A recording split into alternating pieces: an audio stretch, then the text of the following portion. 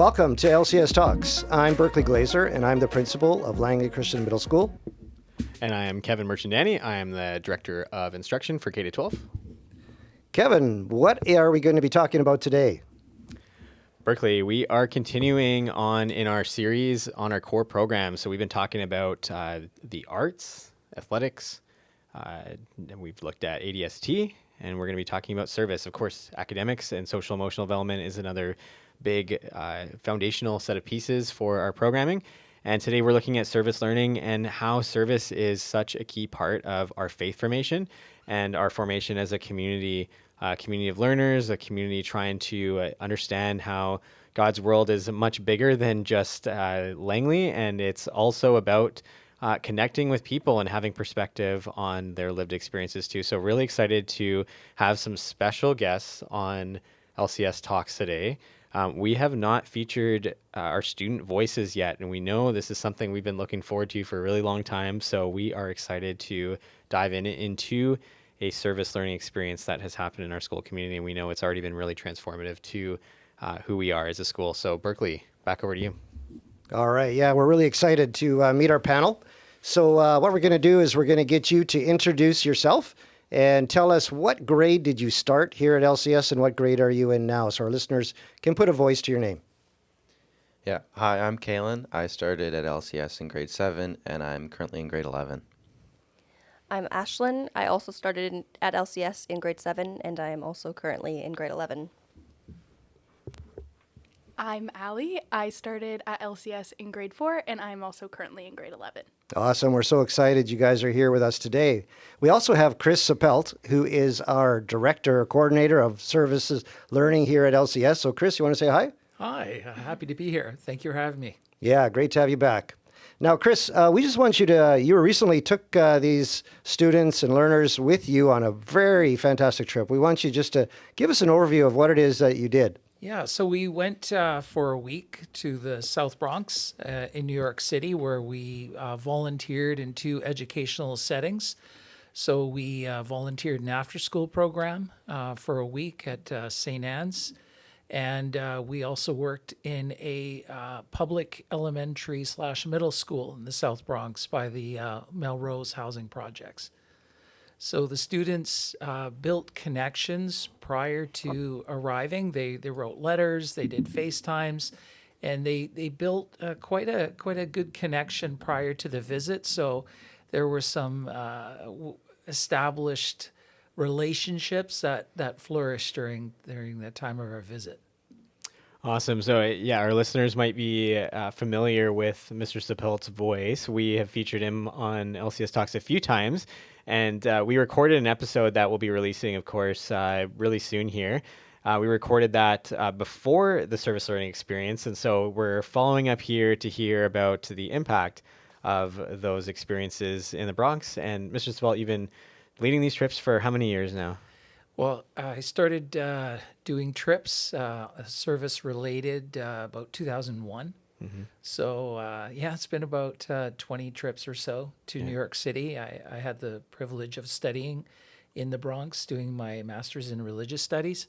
So when I came back to Vancouver, I started doing these sort of service fellowship connections, and they've really had a deep point of informing my life as a teacher and as a person, as a Christian.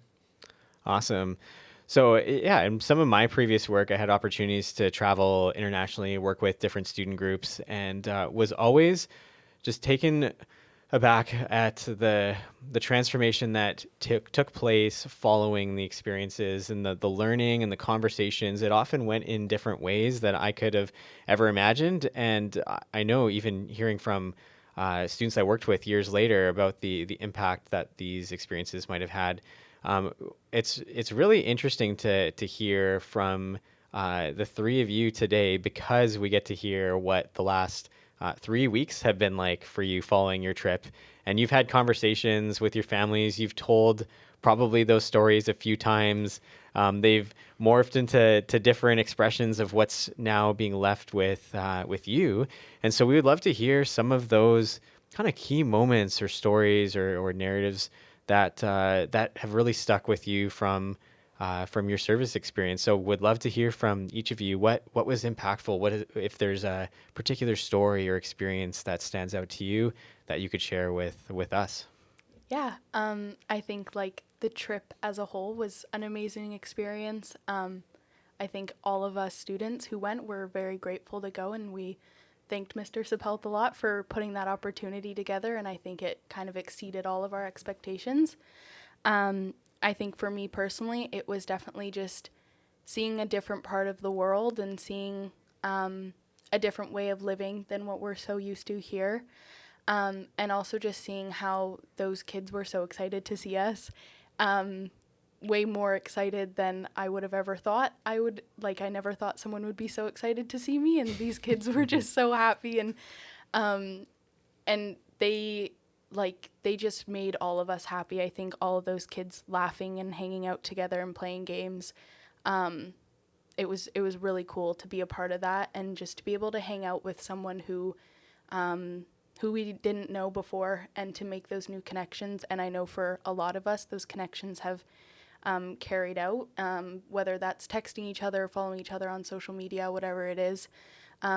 Being able to kind of keep those connections going has been pretty cool. Mm-hmm. Tell us a little bit about the schools, Allie. Give us a little bit of an understanding of what that was like to go into the schools, to connect with them, and that kind of relationship building piece. Yeah, so the public school that we were at, we got there at around like 10 in the morning, and we were there till about 2:45. But the area that the school is in is different from where we live. And walking into the school, though, I felt so safe. I never once felt unsafe in that school. That school had an amazing community. The teachers were very impactful for me. So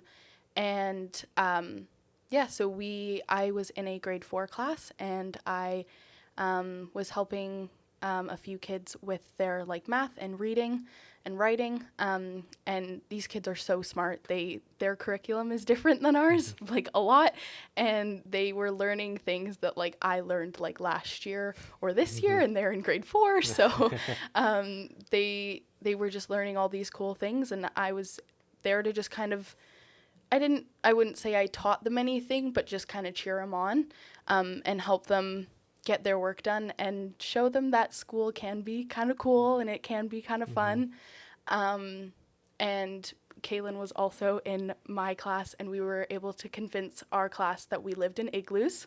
So that was good.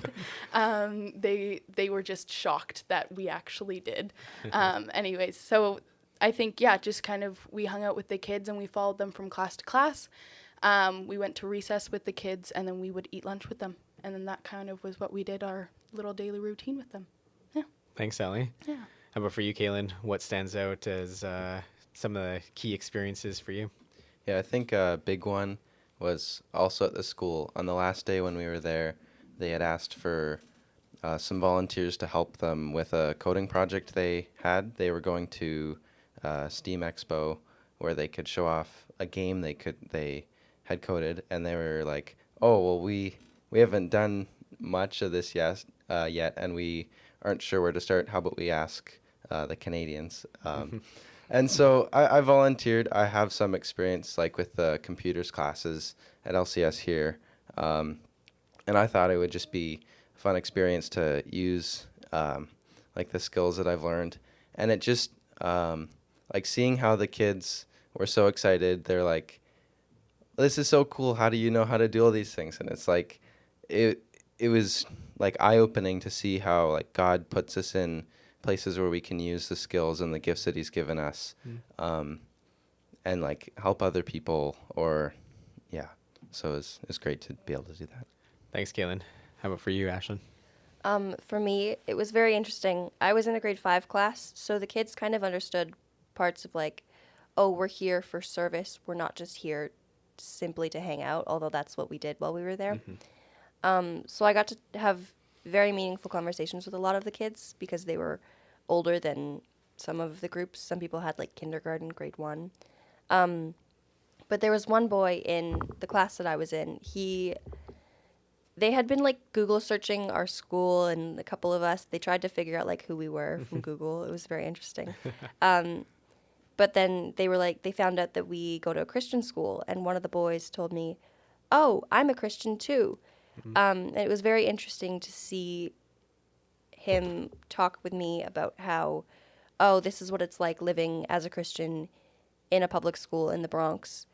And we were able to compare our stories of like my faith going to a Christian school in Canada compared to this boy going to a public school, being probably the only Christian that he knows in his school, living in the Bronx. It was very eye-opening to see how he deals with all of these issues that he sees and how he deals with his faith and even like sharing his faith.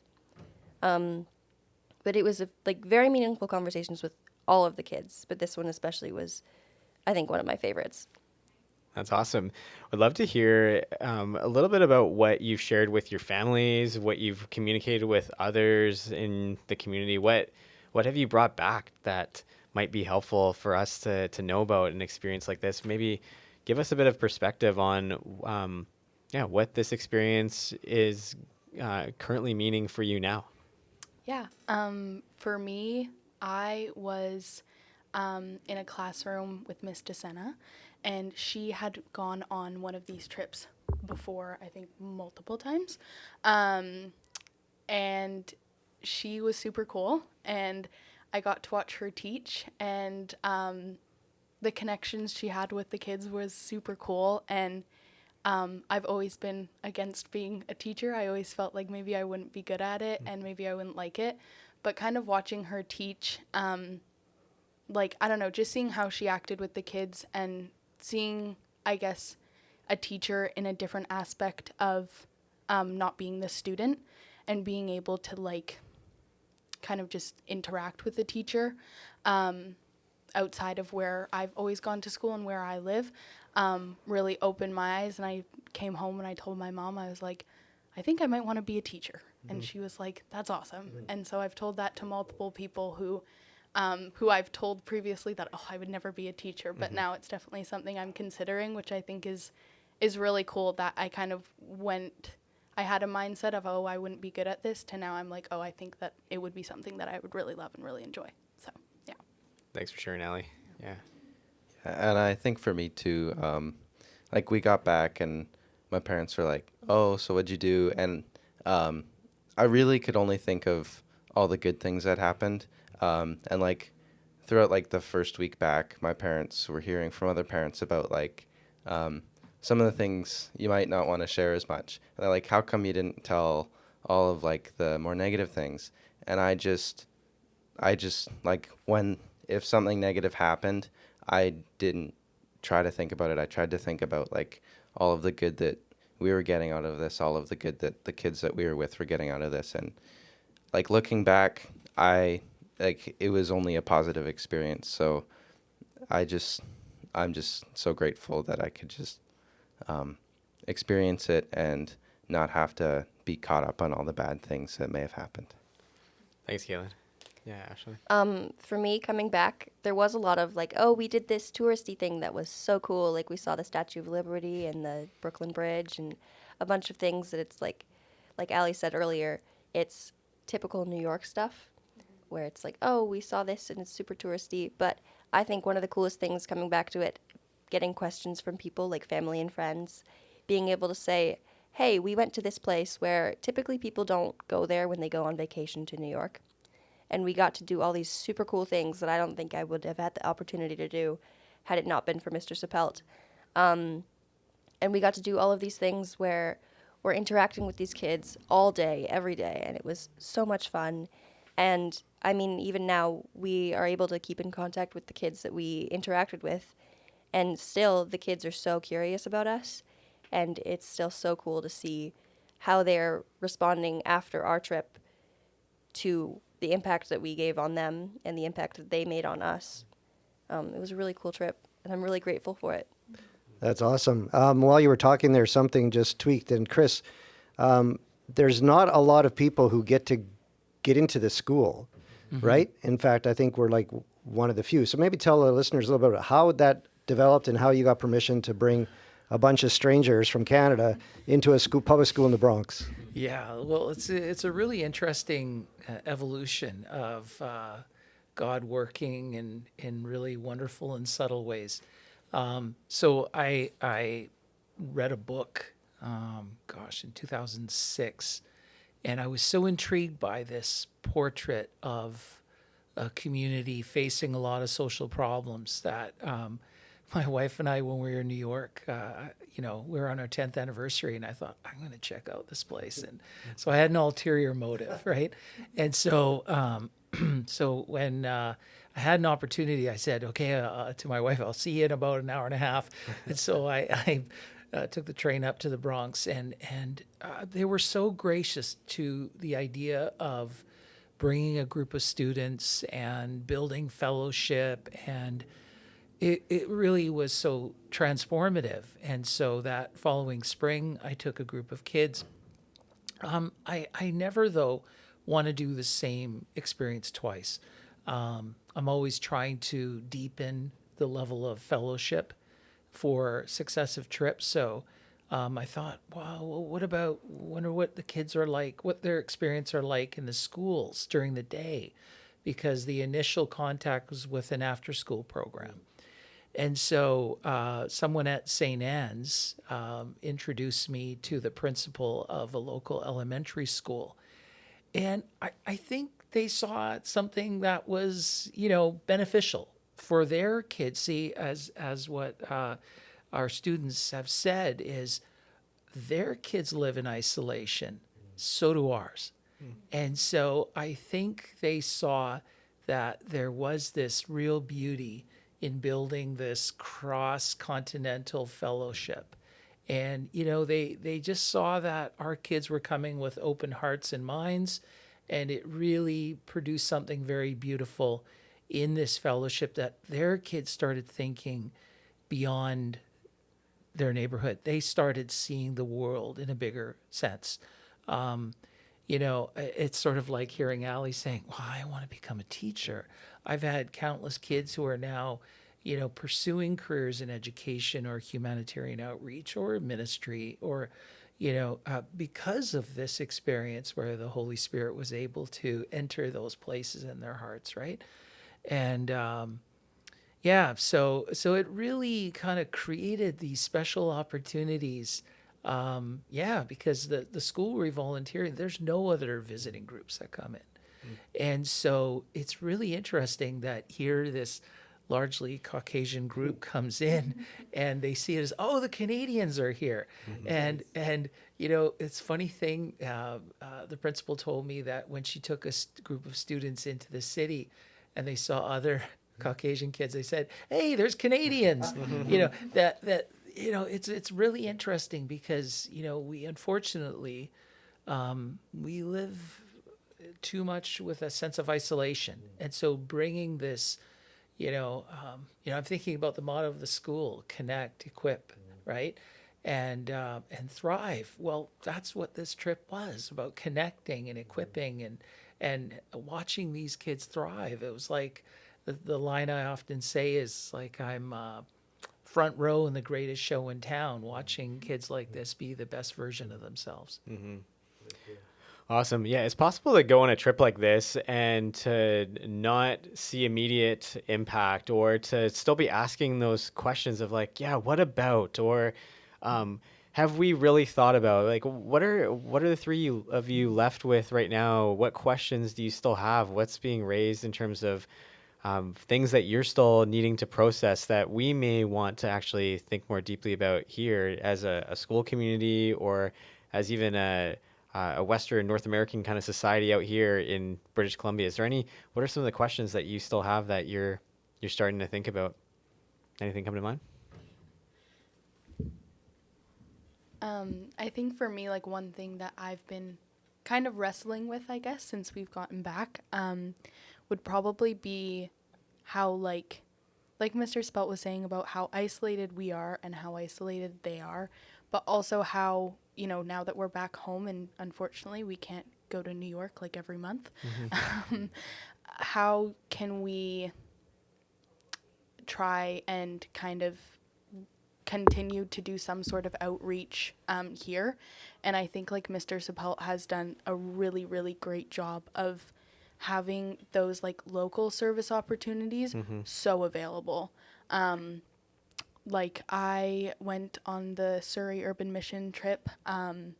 This was a while ago, but I did it this year, and I was just like, oh, like you can do this in your own town too, or in your own home too, and in your own area. And so I think like the Mr. Seppelt, like with him coming to the school, not only brought like this amazing trip, but also brought just amazing opportunities for people who maybe weren't able to go on this trip, to do these local service trips. And I think like that for me has been super cool to see, like, yes, we can go to a different place, and yes, it's super amazing and super cool, but we can also do that here. And I think that that's kind of been something that I've been kind of like wrestling with, in the sense of how do I make sure that I hold myself accountable to keep doing that. And yeah. Yeah, service is definitely one of those ways that we become more and more like Christ as we participate. It changes the perspectives that we have. And I think that's a really good point, Ali, in terms of, well, this international experience gives us perspective on thinking locally too, and who's in our backyard, or whose backyard are we in, and how do we actually think about building relationships with people here. We don't want to have an experience where we're on this mountaintop and we've experienced something that's life-changing, and then to come back here and if we weren't to be different, then what is really the purpose of an experience like that as well too? So wondering, I guess, a little bit about possible impact to your faith. What's changed in terms of how you think about your faith? Is there anything that that you have been thinking about in terms of processing how you might actually live out your faith now as a result of an experience like this? Yeah, I think a really big lesson I learned throughout the week, like there were some mishaps, sure, and like we were all pretty tired, and like so there was a lot to unpack, I'd say, throughout the week, and I think just the whole group, how we were dealing with that. One of the things, and someone like I think, I don't know, they just kept saying this around me, and I kept hearing it, but I just realized like I have to pray about everything, and I have to pray more.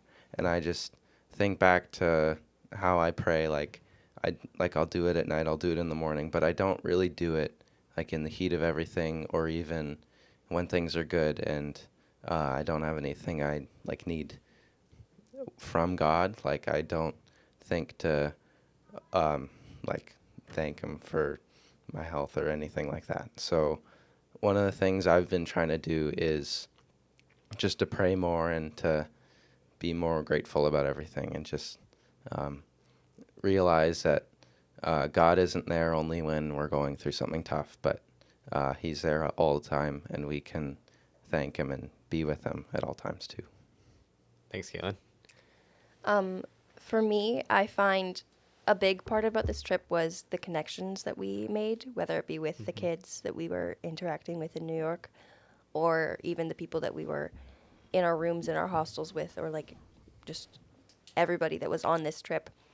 So I find coming back, I realize the more connections I make with people who have similar faith that I do, that I am able to grow in my faith because of the connections that I make.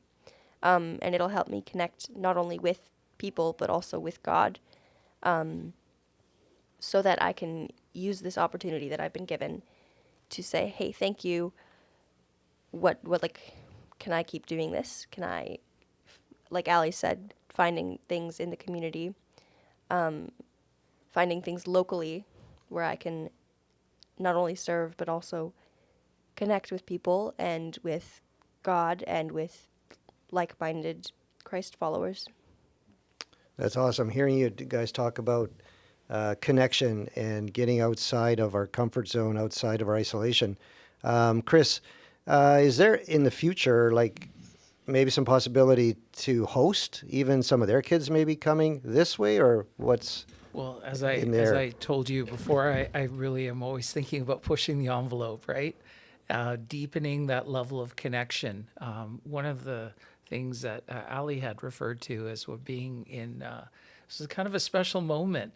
Here I had students from LCS in a teacher's class that once upon a time was one of them, that this teacher who was teaching in the South Bronx was a student of mine here in Vancouver, and she went in grade 11, went again in grade 12, and I think made about 10 trips since, and now is a full-time teacher in New York City in this neighborhood.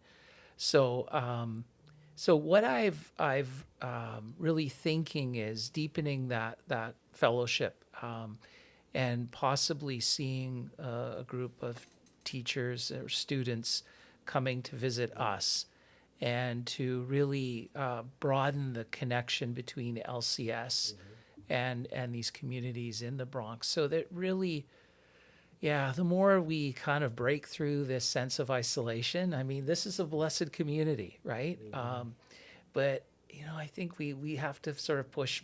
Well, I think Kaylin had alluded to some of the challenges on the trip, and I think some of our kids were a little bit, it was beyond their comfort zone a little bit, right? So kind of addressing, how to kind of walk through neighborhoods that aren't your own, right? How to encounter folks that are, on the margins, and seeing Christ's presence in, when we go from A to B, right? And so that took a little sort of deliberate instruction and things. So, but yeah, I would love to bring this connection so the fellowship continues to deepen. That would be a goal. Yeah, definitely. There's lots of long-term plans that we've got coming up. We're really excited about, and also really excited about some of the local pieces that are continuing on this year, and we want to continue to invite families into that. We'll end in a second here with our usual last question, which is any wisdom, any insights, any encouragement that you can share with our community. But would love to give a bit of a preview for next year about some things that we are looking at. So we're going to continue on, of course, with some of our local service partnerships, Avalon Gardens, exploring connections with Raphael House, other things that are coming up as well too, Chris, with some of our local kind of pieces with service learning. Yeah. So I think we'd like to continue broadening the connection with the whole LCS community. Opportunities for the middle school, elementary school, and the high school to see both how we can connect to the needs of Langley, Surrey, right, and then downtown. And so trying to provide more opportunities for classes. What's really been quite exciting is the amount of teachers that have taken their class on service opportunities. And so you kind of connect the learning which is done in the classroom to seeing how it can connect to service opportunities. And so puts a real context to it. it does. It does, for sure. So continuing on with that, just continue developing those connections both locally and seeing where this wonderful flourishing connection with LCS in the South Bronx may take us. Awesome.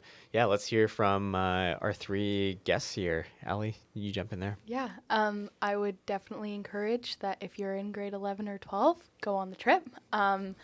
I was nervous to go on the trip. I was definitely a little bit, I don't know, I think it's kind of a daunting thing to just kind of leave your parents and the comfort of your own bed and go to a different area.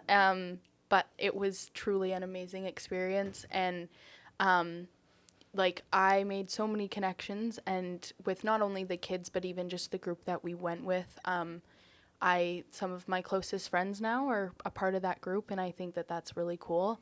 And it's really amazing. It was worth every penny. And yeah, I would just really encourage that if you're able to, go.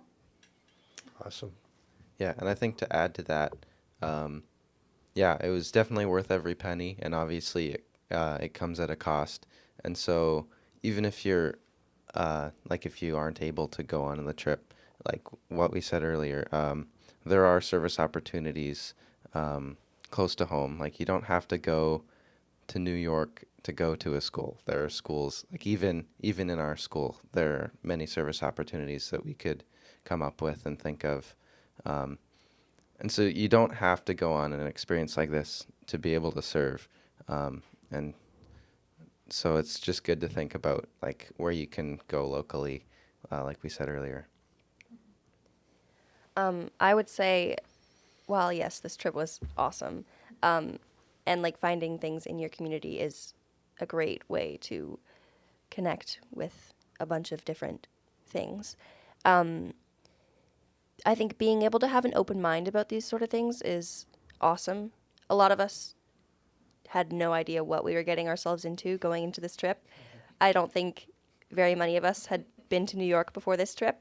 And while some of us were definitely nervous about going to a different country with someone we might not have known very well, considering Mr. Seppelt was new this year, just having an open mind about all of these things and trusting that God will provide for you, that He'll make sure that you're safe and that nothing too major is going to happen to you because you're in an environment where it might seem scary, but the people there were awesome. They were so welcoming.